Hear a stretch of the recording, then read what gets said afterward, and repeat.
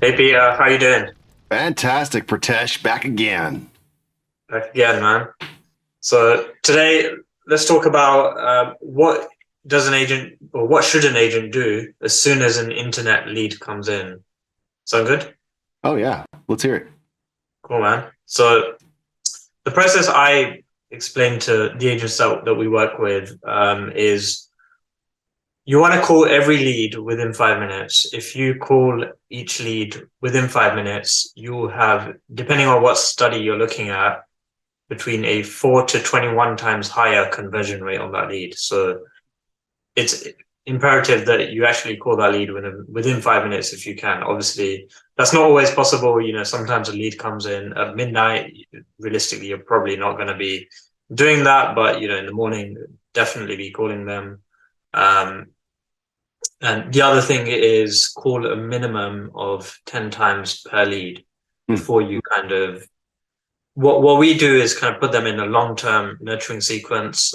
So we'll send out periodic emails, text messages, and then periodically just dial down that list of long-term nurturing leads that you have in there, because hopefully you'll be able to reach them. It could be a case of they're on holiday, they're sick, they're in hospital, their mum died, their dog died, whatever.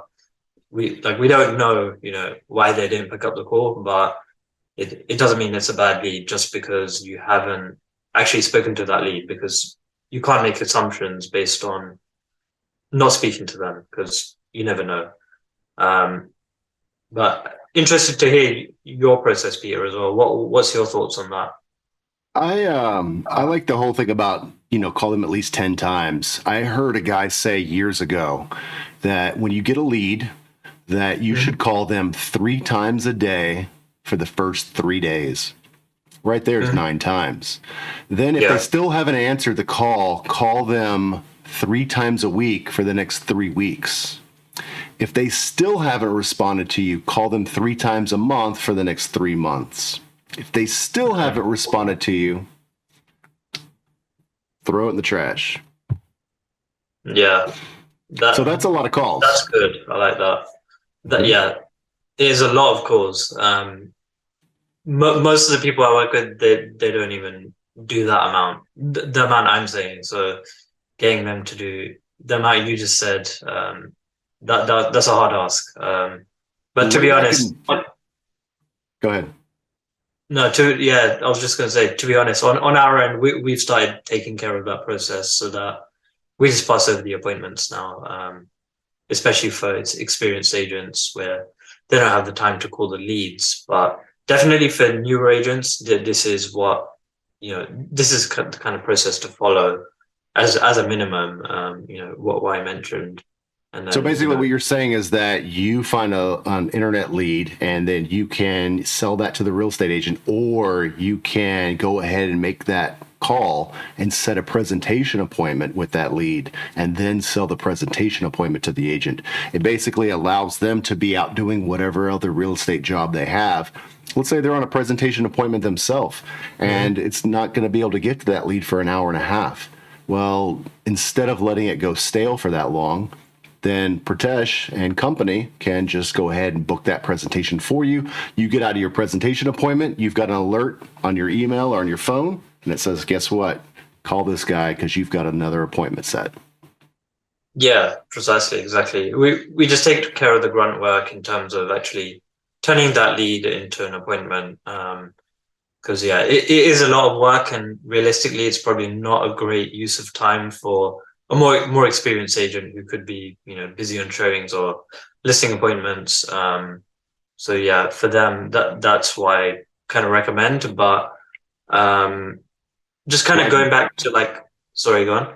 I was going to say, way back in the old days when we used to run paper ads for real estate. You could actually Mhm. go to a grocery store and pick up a catalog that's got lots of listings in it. And each page is an advertisement by a different firm or an agent specifically. So we used to run the Mhm. ads in there.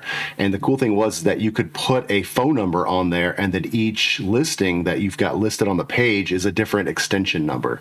So then people could dial up the number and then they could hit the extension. They could listen about that one listing in particular. Well, what happened was that we were capturing their phone number and it was text messaging us saying, here's another lead that somebody who's called and they're asking about this listing in particular.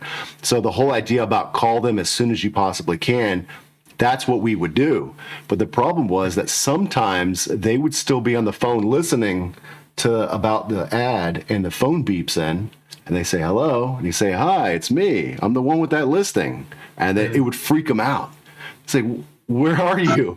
You know, this was in the early days of call capture and things. But I would say that still to this day, the faster you get there, that's the most imperative part because, you know, there are people who are putting their information into a lead system somewhere, into some sort of funnel on the internet. Yours is not the only one that they're falling into.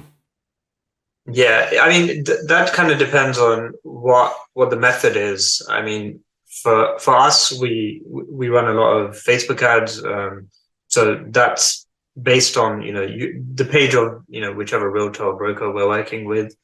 So in that case, yes, it's only their lead, but you're right. They could have filled out other forms as well. That's possible as well. But we can only control the process from when they fill out our form. Yeah, but see, that's my point, is that buyers who are interested and they're on the internet and they're putting their data into some sort of lead funnel, that it's not just one. They don't just stop at one. When they stop is once they're contacted, make an appointment with an agent and then go sit down and do a buyer's analysis, sign agency agreement, go looking at houses. That's when they stop pursuing those funnels on the internet. So that's probably the number one reason to call them ASAP. Yeah, definitely. And I saw some crazy statistic with about if you're the first realtor someone speaks to, then you have like a much, much higher chance of being the person they work with. Sure. It's a ridiculous percentage. I was really surprised when I saw it. Something like 89% or something very, very high. I don't want to misquote it, but it's probably on the internet somewhere. So what's the cutoff point for making that call? Let's say that the lead comes in at 6 p.m. You can call them no problem. What about at 9? What about at 10 p.m.? What about midnight? When is it appropriate to stop calling? So if you're calling within 5 minutes, to be fair, it's probably appropriate anytime because they're actively on the internet. They filled in the form. So realistically, they're probably not sleeping in the next 5 minutes. So I guess you could reach them, and that would be ideal. But they might just be under the blanket, with a flashlight and their cell phone, and their spouse is sleeping next to them. Yeah, I mean, it's not going to harm you to call them. I know a lot of people kind of get put off by that, and they think, oh, I don't want to bother someone and all of that. But at the end of the day, they filled out your form for you to contact them. So what about this? What about this? If it's midnight and you're awake and you get the lead coming in, text them. I'm awake. Want to chat? Yeah, I like that. I mean, we have automated text messages that go out. Obviously, they're not going to say that exactly, but that is a good, that's a good message to send as well. Yeah, because otherwise then their phone just rings at midnight and they're like, who the hell is this? And even if they answer, they're going to give you one of these, hello? And, they may not want to talk right then. But the text message comes through, you might get 50% saying, yes, I'll chat. Yeah, exactly. Yeah. And yeah, I guess if it is a phone call, maybe it'll, I don't know, wake someone up, but there's no right answer because maybe you get through to them, you have a good conversation, you book an appointment, maybe you piss them off and you wake someone up. So yeah, when it comes to just regular prospecting, I always tell students that it's probably best to stop dialing at 9 o'clock. I think anything after 9 o'clock is, the day is pretty much over. Some people say that they wouldn't call after 8. I know some agents that say they'll call up to 10 if they know the person. Like if you're going through your database and you're just making prospecting calls and it's somebody you've known for years, that they say they'll call up to 10.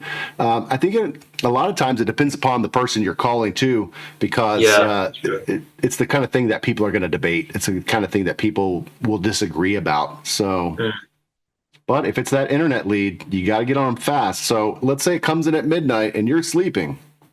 So you couldn't call them right away. What's the earliest you can call them? Good point. I would say 8:30. 8:30. They already signed up with another agent. They're already looking at properties. They're gone. What do you think? What do you think? What's your opinion? I would say 7 o'clock. 7 o'clock. Okay. When I used to have a sales team and we would prospect expired listings, we would start dialing at 6 a.m. I'm not going to call a lead at 6 a.m. that is somebody who's an internet lead because that's probably too early. But I think 7 o'clock is fine, and here's why. Most people are awake at that hour. They're eating, they're getting ready for work, they're getting the kids ready for school, they're up and about. You might make the argument, well, if a guy's up at midnight looking at the internet leads, looking at listings online, then he's probably going to be asleep at 7. Not necessarily. Yeah.